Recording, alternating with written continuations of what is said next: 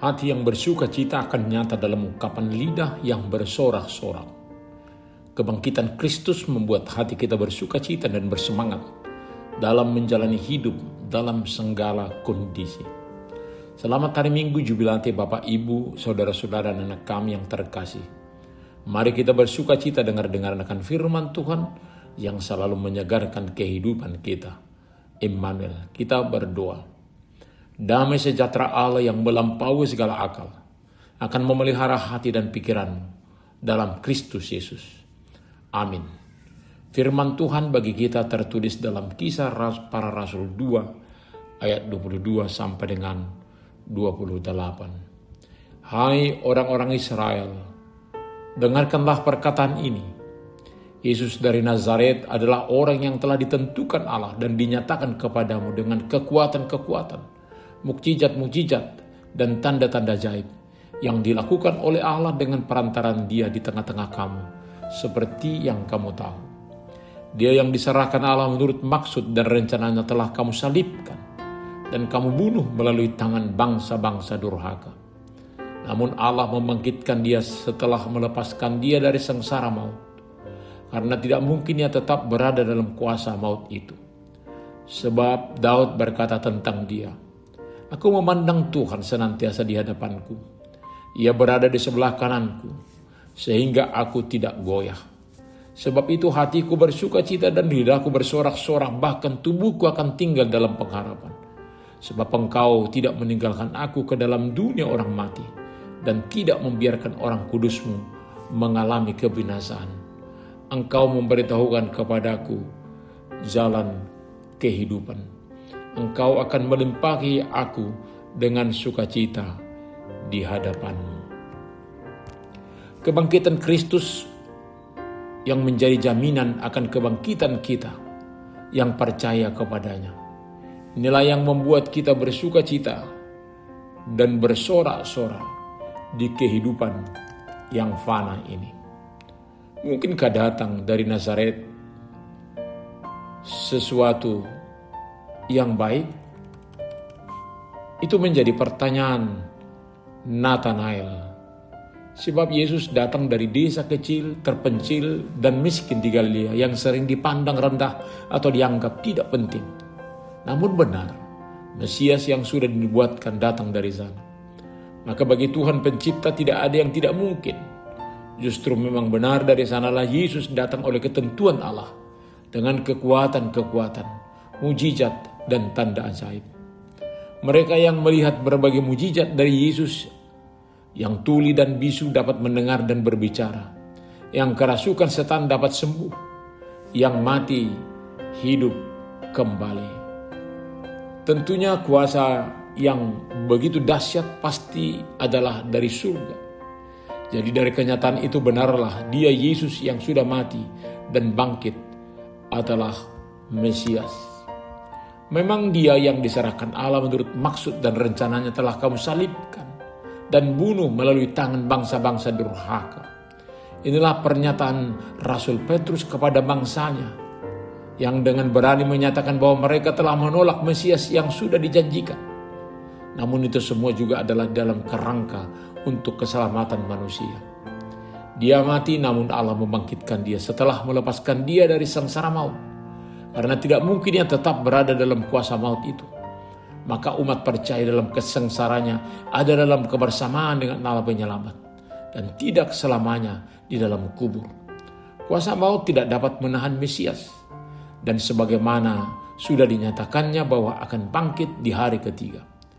Daud, raja yang dihormati bangsa Israel, telah berkata tentang Dia, Aku mengundang Tuhan senantiasa di hadapanku. Ia berada di sebelah kananku sehingga aku tidak goyah. Mesias menjadi pengharapan bagi Daud sehingga dia tidak gentar di dalam hidup. Dampaknya hatinya bersuka cita dan lidahnya bersorak-sorak, bahkan tubuhnya akan tinggal dalam pengharapan sebab dia tidak meninggalkannya di dalam dunia orang mati dan tidak membiarkan orang kudusnya mengalami kebinasaan. Tuhan memberitahukan kepadanya jalan kehidupan. Tuhan melimpahinya dengan sukacita. Apa yang dinyatakan oleh Raja Daud nyata dalam kematian dan kebangkitan Tuhan Yesus. maka pernyataan ini menjadi kebahagiaan dan pengharapan orang percaya. Sebab tubuh orang benar tidak dibiarkannya binasa. Ketakutan, keraguan bagi kita orang percaya terkadang datang menggoncang iman dalam berbagai peristiwa. Lalu kita ketakutan. Namun hari ini kebangkitan Kristus menjadi jaminan bagi kita orang percaya. Rasul Petruslah saksi mata yang menyatakannya bagi kita saat ini. Maka walaupun pahit atau sangat besar masalah kita, mari kita di dalam iman datang kepada Kristus yang bangkit, memohon pertolongannya, hingga boleh melewati berbagai kesusahan yang mendera kita. Kita manusia yang telah diselamatkan Allah dalam kematian dan kebangkitan Kristus dapat berjubilat, bersorak-sorai untuk perbuatan Allah yang ajaib. Amin, kita berdoa. Terima kasih Bapa untuk keselamatan kami. Engkau telah berikan dengan kematian dan kebangkitan Kristus. Kami akan hidup dalam pengharapan yang teguh kepadamu. Kami memohon Engkau memberi hati yang terbuka bagi kami untuk boleh tetap hidup dalam pengharapan akan kebangkitan kami kepadamu. Walaupun banyak hal yang tidak dapat kami mengerti dalam kehidupan yang fana ini. Terima kasih Bapa. Hanya dalam nama Tuhan Yesus kami berdoa. Amin.